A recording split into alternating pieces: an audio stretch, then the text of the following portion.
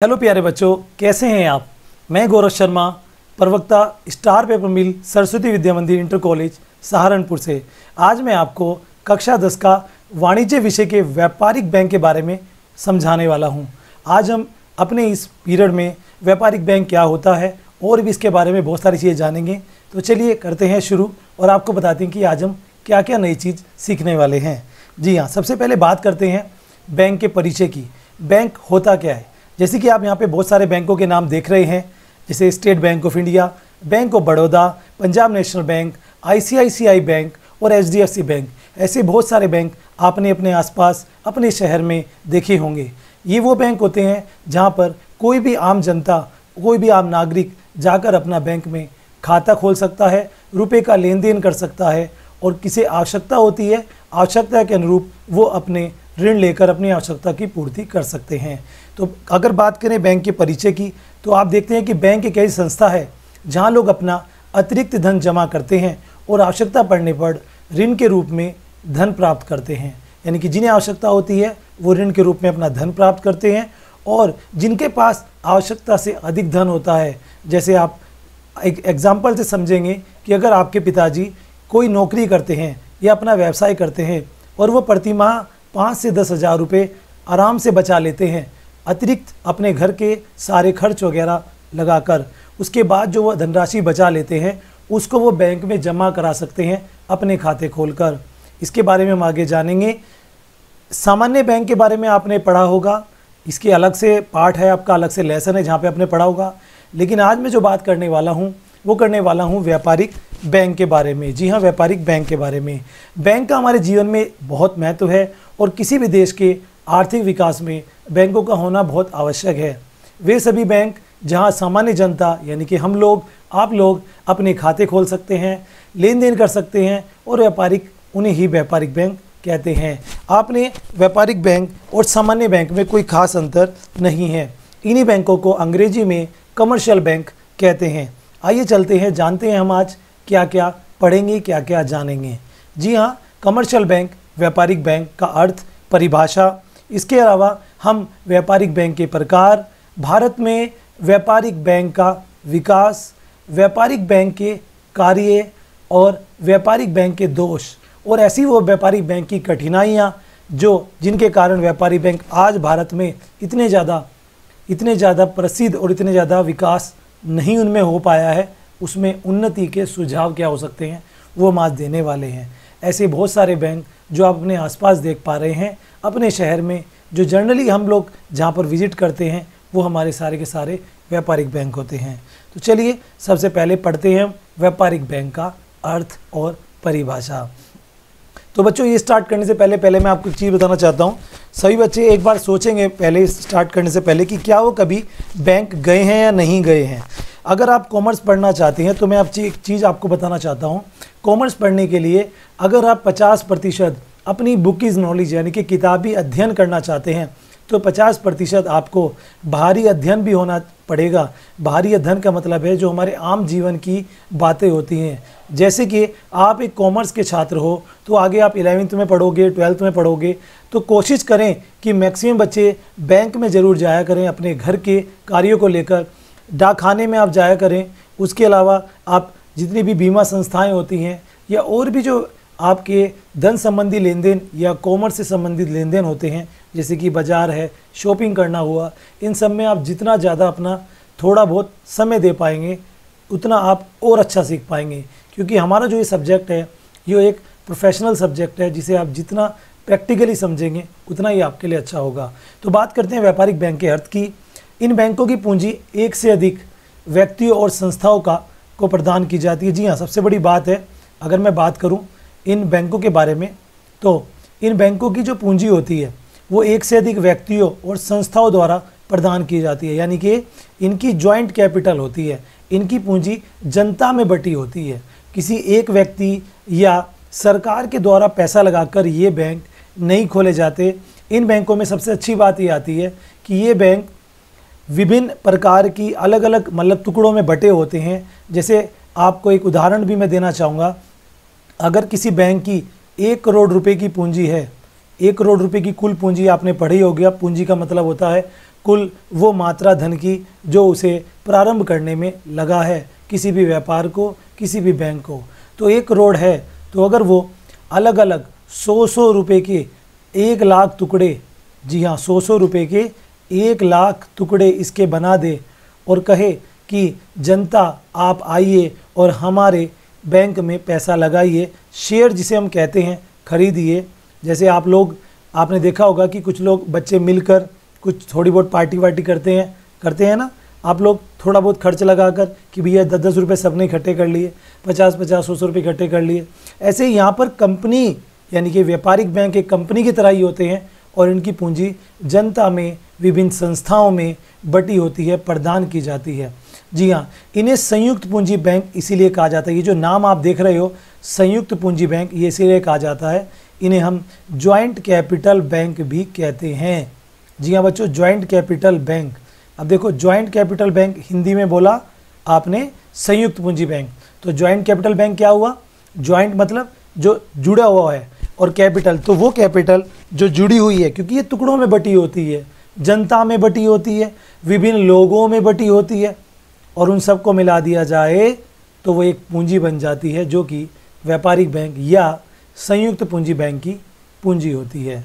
आप आज 2 नाम जानेंगे, व्यापारिक बैंक को संयुक्त पूंजी बैंक भी कहते हैं, इसे वाणिज्यिक बैंक भी कहते हैं, इंग्लिश में कमर्शियल बैंक कहते हैं। जी हाँ, कमर्शियल बैंक। पेपर में कभी कभी नाम बदल कर आ जाता है और हमें पता नहीं होता, हम सोचते हैं कि हमें याद नहीं है, तो याद रखें इंग्लिश में एक ही नाम है, आप नीचे देख पा रहे होंगे कमर्शियल बैंक, और हिंदी में इसके 3 नाम हैं, व्यापारिक, वाणिज्यिक और संयुक्त पूंजी, तीनों इसको कहते हैं। सामान्यतः इन बैंकों में व्यापार और उद्योगों की आवश्यकताओं के लिए सामान्य जनता को या सामान्य जनता के लिए लेन देन किए जाते हैं।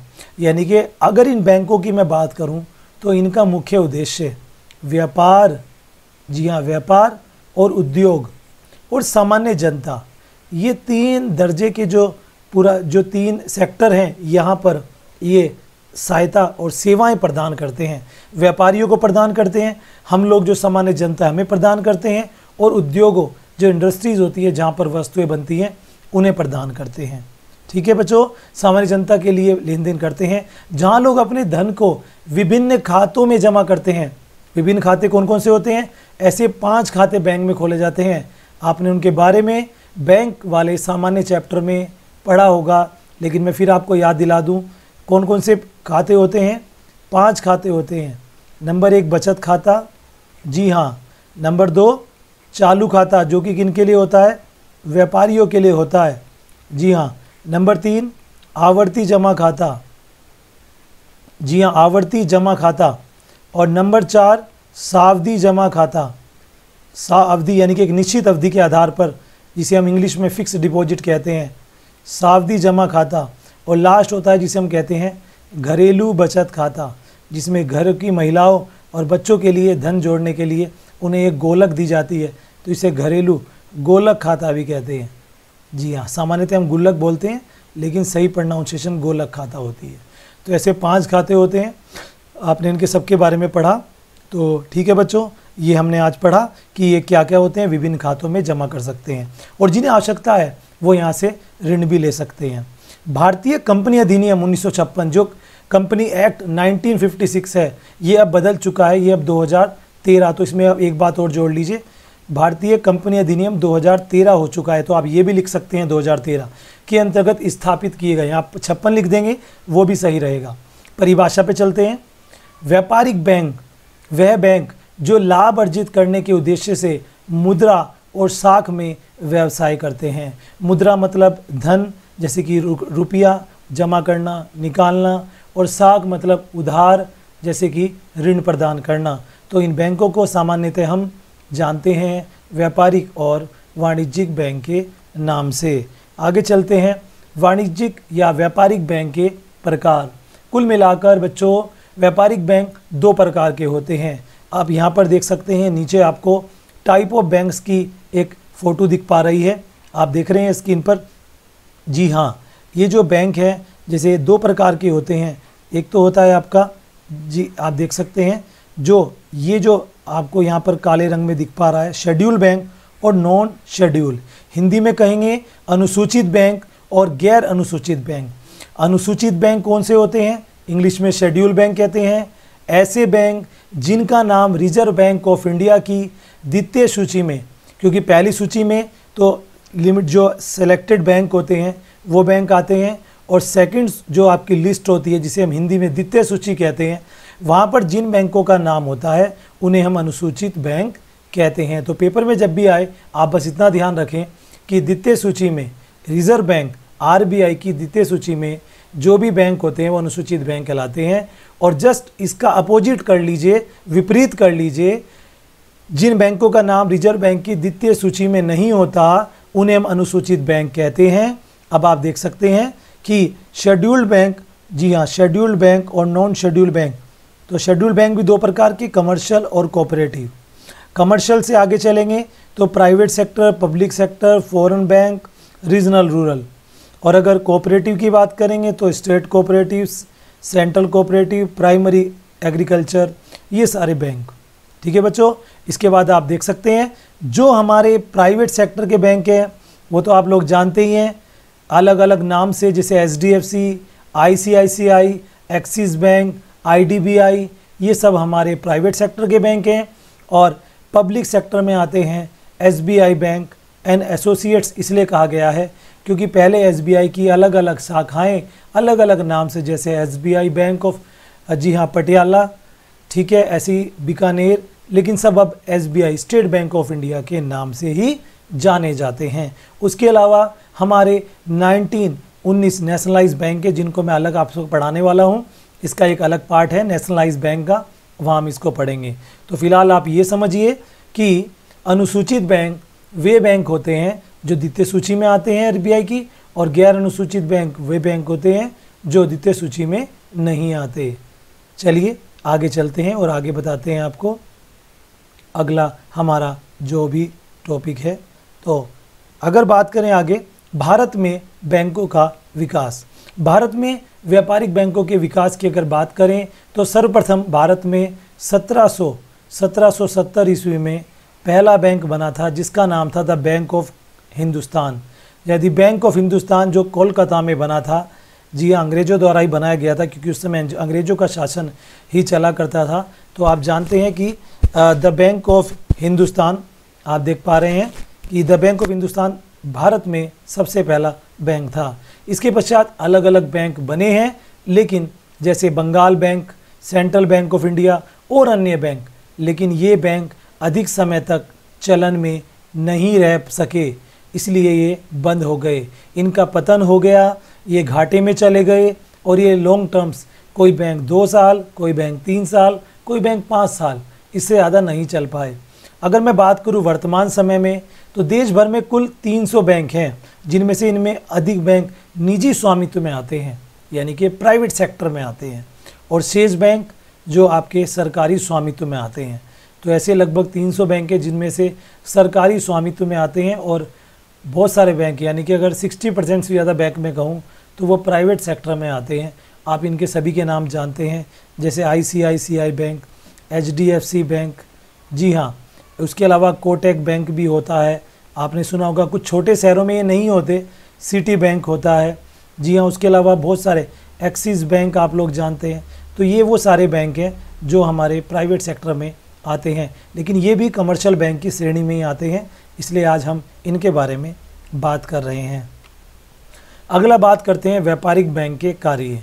देखिए, व्यापारिक बैंक के वो ही कार्य होते हैं जो एक सामान्य बैंक के कार्य होते हैं। अगर आप एक सामान्य बैंकों के कार्य पढ़ेंगे तो आपको वही कार्य नज़र आएंगे जो कार्य यहाँ व्यापारिक बैंक के हैं। जी हाँ, आप देख सकते हैं 2 प्रकार के कार्य यहाँ पर दिख रहे हैं आपको चार्ट में। एक कार्य है प्राइमरी और एक है सेकेंडरी। ये अलग अलग कार्य आपको दिख रहे हैं। सबसे पहला कार्य आता है जमा स्वीकार करना। अब ये जमा स्वीकार करना मतलब बैंक ग्राहकों से उनके द्वारा बैंक में 5 प्रकार के खाते खोलकर धन जमा करता है। आप जानते हैं 5 प्रकार के खाते आप बैंक में खोल सकते हैं जिनमें आप अपना धन जमा कर सकते हैं। 5 प्रकार में से एक प्रकार व्यापारियों के लिए होता है जिस पर ब्याज नहीं मिलता।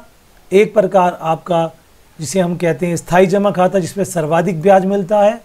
और बचत खाता जो हम सामान्य अपनी ज़रूरतों के लिए या अपनी अधिक थोड़ी सी भी जमा के लिए खोलते हैं, वो होता है बचत खाता। तो जमा स्वीकार करना मतलब ग्राहकों द्वारा, जनता द्वारा बैंक में खाते खोलकर उनमें धनराशि जमा करना होता है। अगला आता है ऋण उधार देना। बैंक का ये द्वितीय कार्य है, मुख्य कार्य के रूप में, कि बैंक जिन लोगों को, जिन व्यापारियों को, जिन उद्योगपतियों को धन की आवश्यकता होती है अपने व्यापार के लिए, घर की ज़रूरत के लिए और अपने उद्योग को बढ़ाने के लिए, तो ये बैंक उन सभी को ऋण प्रदान करते हैं। जी हाँ, उन सभी को ऋण प्रदान करते हैं। बिलों को बनाना, देखिए बिलों को बनाना मतलब कि आप ध्यान से देखेंगे कि ये बनाना भी कह सकते हैं, इसको भुनाना भी कह सकते हैं, आप दोनों कह सकते हैं, बनाना भी कह सकते हैं और भुनाना भी कह सकते हैं। भुनाना मतलब क्या होता है, आप लोग जानते हैं, कॉमर्स में आपका एक पार्ट है जिसका नाम है, जी हाँ, व्यापारिक परिलेख या बिल ऑफ एक्सचेंज, BR और BP। आप दो बिलों के बारे में जानते होंगे, BR और BP। ये बिल सामान्यतः व्यापारी लिखते हैं जब किसी दूसरे व्यापारी से उधार माल खरीदते हैं या बेचते हैं, और ऐसे बिलों को छूट पर बैंक भुनाने का कार्य भी करता है। अभिगोपन कार्य, अभिगोपन कार्य कौन सा कार्य होता है, जब बैंक कंपनियों के शेयर्स बिकवाता है और उसका कमीशन लेता है। किसानों को ऋण प्रदान करना भी बैंक का एक कार्य है, जो किसान अपनी खेती के लिए, अपने फसल के लिए, बीज खरीदने के लिए, हल खरीदने के लिए या सिंचाई के लिए ऋण बैंक से ले सकते हैं। मूल्यवान वस्तुओं की रक्षा करना, ये भी बैंक का एक बहुत बड़ा कार्य है। देख सकते हैं आप नीचे, यहाँ पर आपको लॉकर दिखाई दे रहे हैं। ये लॉकर बैंक में होते हैं, इन्हें आपको नंबर वाइज अलग अलग मिल जाते हैं, जिनका एक निश्चित शुल्क बैंक द्वारा वसूला जाता है जो वार्षिक होता है। इन लॉकर में आप अपने घर की जो भी कीमती वस्तुएं हैं, जैसे गहने, मकान, दुकान के कागज और भी ज़रूरत की और भी कीमती चीज़ें आप यहाँ पर रख सकते हैं, जो बैंक द्वारा एक कार्य के रूप में किया जाता है। मूल्यवान वस्तु की रक्षा करना। एजेंट संबंधी कार्य, बैंक हमारा एजेंट भी होता है और हम बैंक के प्रधान होते हैं। अगर हमने बैंक में खाता खोला है तो ऐसे में बैंक हमारे आदेशानुसार बहुत सारे कार्य करता है। ये कार्य बैंक हमारे आदेशानुसार ही करता है, जैसे कि कहीं दूसरे शहर में धन हस्तांतरित करना, जैसे कि बिल को बुलाना, जैसे कि चेक का भुगतान करना, ऐसे बहुत सारे कार्य, ऐसे ही बीमा की किस्त का भुगतान करना, ऐसे अनेकों कार्य बैंक हमारे लिए करता है। इसलिए बैंक हमारा एजेंट भी होता है। बात करते हैं व्यापारिक बैंकों की कठिनाइयाँ। व्यापारिक बैंकों की कठिनाइयाँ या दोष क्या होते हैं? व्यापारिक बैंकों की कठिनाइयाँ, जी हाँ, सबसे पहली कठिनाई की बात करेंगे, बैंकों के प्रति अविश्वास। आप जानते हैं प्राचीन काल से ही भारत में कमर्शियल बैंक खुले और बंद होते चले गए। कोई 2 वर्ष, कोई 5 वर्ष, ऐसे इससे ज़्यादा नहीं खुले। इसके बाद जनता का इन बैंकों से थोड़ा सा विश्वास कम होता चला गया, जिस कारण आज बैंक कठिनाई में है। आज प्राइवेट सेक्टर के बैंक अच्छे चल रहे हैं सरकारी सेक्टर की अपेक्षा। उसके लिए बैंक में आज लोग विश्वास तो करते हैं, पर थोड़ी बहुत उनमें डर बना रहता है कि कहीं हमारा नुकसान ना हो जाए। जी हाँ, बात करते हैं सरकारी प्रोत्साहन में कमी। इन बैंकों को सरकार का जो प्रोत्साहन है धन संबंधी या कोई सुविधा संबंधी, जी हाँ, वो कम मिलता है या कमी थी उसमें। ये भी इनकी कठिनाइयों का, ये भी इनके पतन का एक कारण है। पूंजी में कमी आना, इन बैंकों में धन की कमी इसलिए है क्योंकि इन बैंकों को जो सहायता प्रदान है वो बहुत कम की जाती है और पूंजी में इनकी कमी आ जाती है, और इनकी पूंजी में कमी आ जाने के कारण इन बैंकों को कठिनाइयों का सामना करना पड़ा है। विदेशी व्यापार पर विदेशियों का नियंत्रण, देखिए जो विदेशी व्यापार हैं, जैसे भारत से विदेश में कोई आयात करना या निर्यात करना, उस समय जो भी लेन देन बाहर से किए जाते हैं, उन लेन देनों में जो बाहर के विदेशी बैंक हैं या जो विदेशी कंपनियां हैं, उनका नियंत्रण अत्यधिक बढ़ गया है। उनके नियंत्रण को ही देखकर सब चीज़ें हो रही हैं। अब जो हमारे बैंक हैं, भारत के व्यापारिक बैंक हैं, इनका नियंत्रण विदेशी व्यापार पर कम होता चला गया और विदेशियों का अधिक होता चला गया। जनता में बैंकिंग की आदत का ना होना, जनता आज क्या कर रही है, आज क्या ये प्राचीन काल से चलन आ रहा है कि बैंक पर विश्वास कम रखते हैं और अन्य वस्तुओं पर, जैसे ज़मीन पर ज़मीन खरीद करना या सोना खरीदना या और किसी अन्य कार्य में पैसे लगाना, पर बैंक में आदत लोगों की कम है और वो आदत के कारण ही बैंक जो है वो नित्य प्रति कठिनाइयों का सामना कर रहे हैं। तो लेकिन अब जब से कैशलेस हुआ है, जब से हमारी सरकार ने, हमारे देश की सरकार ने ये सारी चीज़ें सोची हैं कि हमारे देश में डिजिटल इंडिया होना चाहिए, कैशलेस इंडिया होना चाहिए, वो इसलिए तब से बैंक की आदत लोगों की बढ़ रही है। अब लगता है कि सुधार हो सकता है, तो ये पॉइंट भी आप इसमें बढ़ा सकते हैं। सहायक संस्थाओं का अभाव, स्टेट बैंक से प्रतिस्पर्धा। देखिए ये एक भी पॉइंट कह सकते हो, उन्हें दो भी कह सकते हो। सहायक संस्थाओं का अभाव, ये देखिए जो इनकी सहायक संस्थाएं उनका अभाव है ही नहीं इनकी सहायक संस्था जो इन्हें सहायता प्रदान करें। ये स्वतः ही अपने बलबूते पर कार्य कर रहे हैं, जो कि एक बहुत बड़ी बात होती है।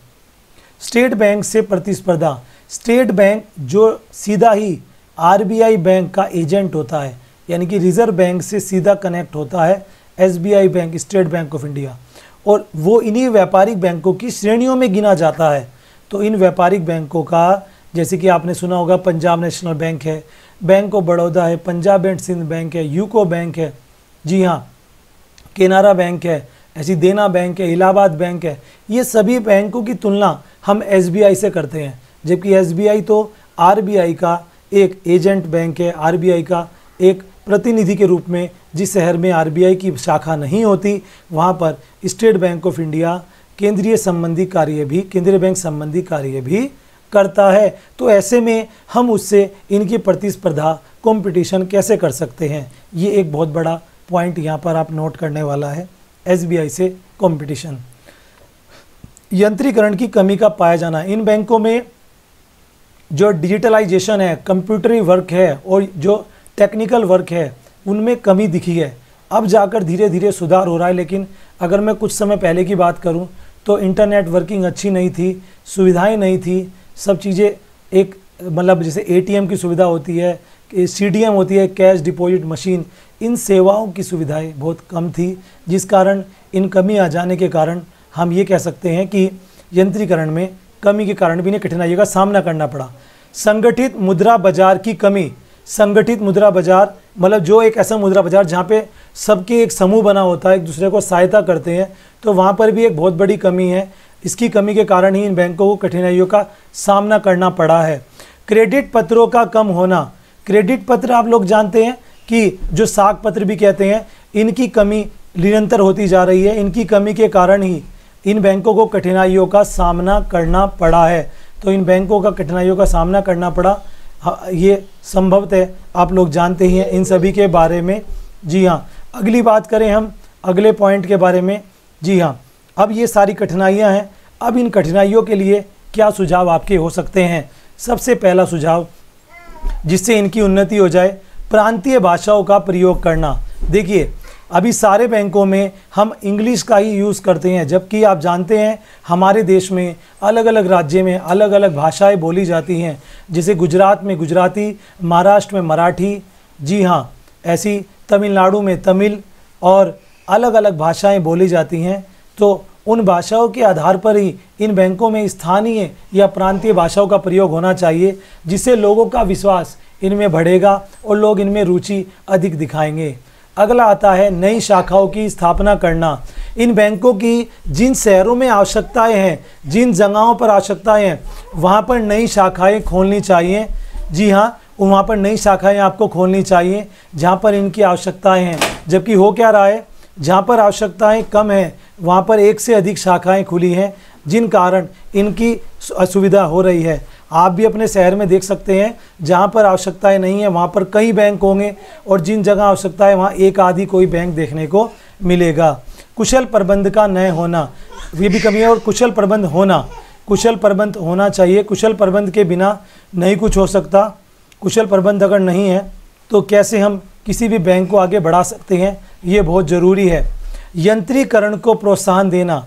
जो यंत्रीकरण है, जैसे आज कंप्यूटर टेक्निक है, एडवांस कंप्यूटर होने चाहिए, टेक्निकल अच्छी होनी चाहिए, 5G की स्पीड होनी चाहिए, जो भी टेक्निकल वर्क है वो आपके होते रहें, इसे यंत्रीकरण को प्रोत्साहन कहते हैं, ये ज़रूर होना चाहिए। बैंकिंग शिक्षा को प्रोत्साहन। आप जानते हैं एक एजुकेशन आती है जिसे कहते हैं डिप्लोमा ऑफ बैंकिंग।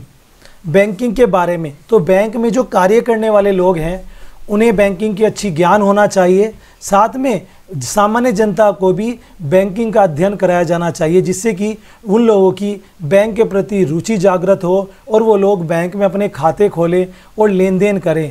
इसके लिए भी विशेष प्रावधान होना चाहिए। बैंकिंग शिक्षा को प्रोत्साहन देना चाहिए। कार्य क्षेत्र का बंटवारा होना चाहिए कि किस बैंक को क्या काम करना है, किस बैंक को किस एरिया में रहना है, कितना एरिया एक बैंक के अंडर में आता है, कौन कौन सा कार्य कौन कौन सा डिपार्टमेंट्स करेगा। ये छोटी छोटी बातें इन सभी बैंकों के लिए बहुत ज़रूरी होती हैं, जिन्हें हम कार्य क्षेत्र का बंटवारा कहते हैं। विदेशी बैंकों पर प्रतिबंध। विदेशी बैंक जितने भी हमारे देश में खोले जा रहे हैं इन सभी पर प्रतिबंध होना चाहिए, क्योंकि ये बैंक आने से, जैसे सिटी बैंक है वो आपका विदेशी बैंक है, ऐसी बहुत सारे बैंक है, अगर वो बैंक हमारे देश में आते हैं तो हमारे देश की पूंजी, हमारे देश का धन वो अपने देश में ले जा रहे हैं, जो कि एक बहुत बड़ी कमी है और एक बहुत बड़ा डिफ़ॉल्ट है। और इस डिफ़ॉल्ट को दूर करना है विदेशी बैंकों पर प्रतिबंध लगाकर।